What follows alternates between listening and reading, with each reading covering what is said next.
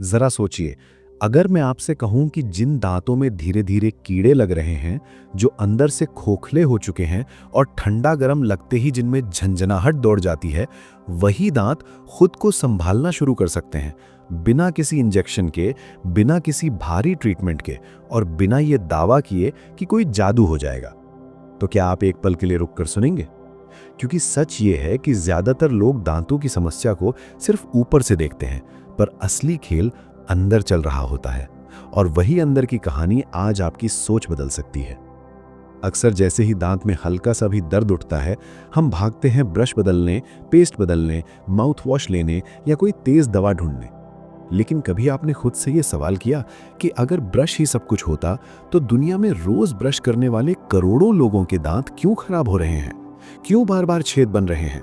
क्यों वही एक जगह बार बार सड़ती जा रही है? और क्यों हर कुछ महीनों में वही डर वापस आ जाता है?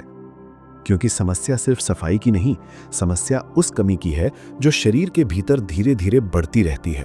और जब तक वो कमी पूरी नहीं होती, आप कितनी भी चमकदार सफाई कर लें, दांत अंदर से कमजोर ही रहते हैं, और कमजोर चीज पर हमला जल्दी होता है। अब जरा कल्पना कीजिए, आप सुबह उठते हैं और आपको पता चलता है कि कल जो दांत दर्द कर रहा था, आज वो उतना नहीं चुभता। आप खाना चबाते हैं तो वही दांत उतना नहीं दुखता।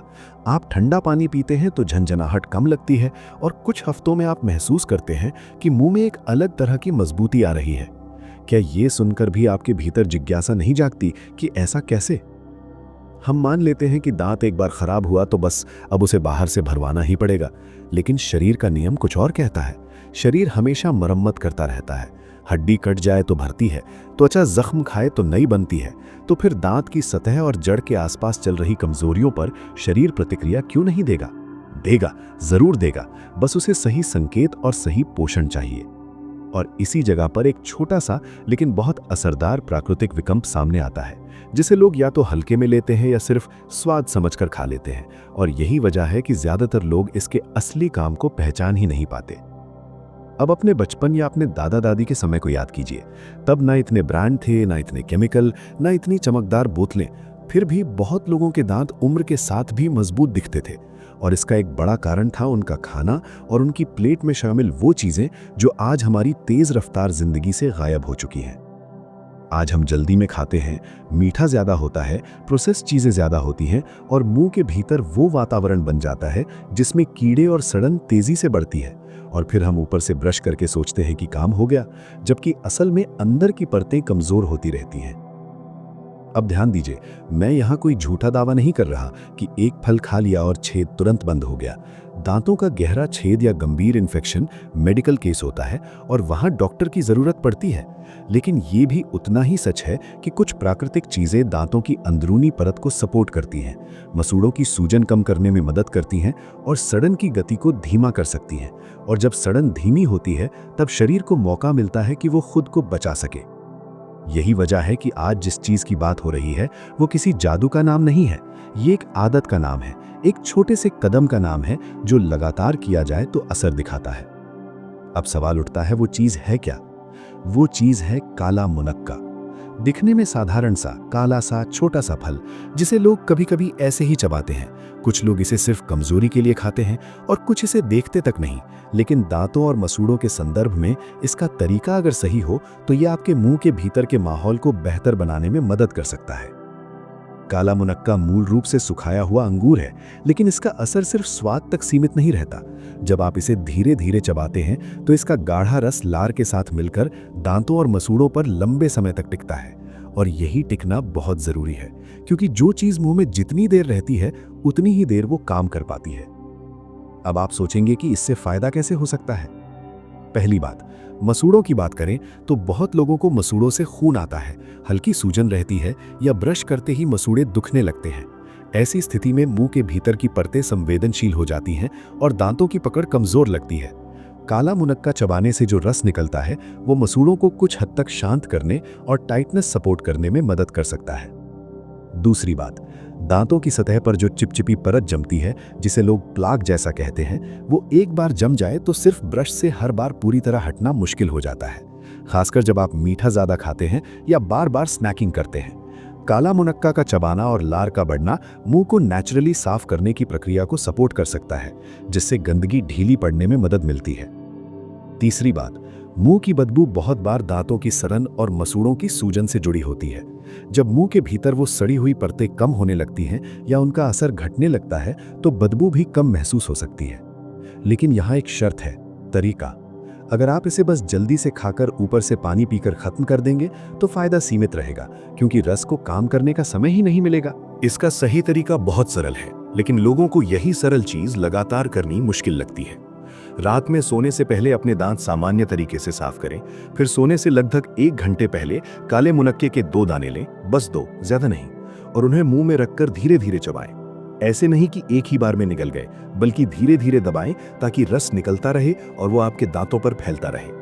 अब सबसे जरूरी नियम, इसे चबाने के बाद कम से कम 30 मिनट तक पानी ना पिएं, क्योंकि पानी पीते ही सब कुछ धुल जाएगा और जो परत बनकर काम कर रही थी वो हट जाएगी।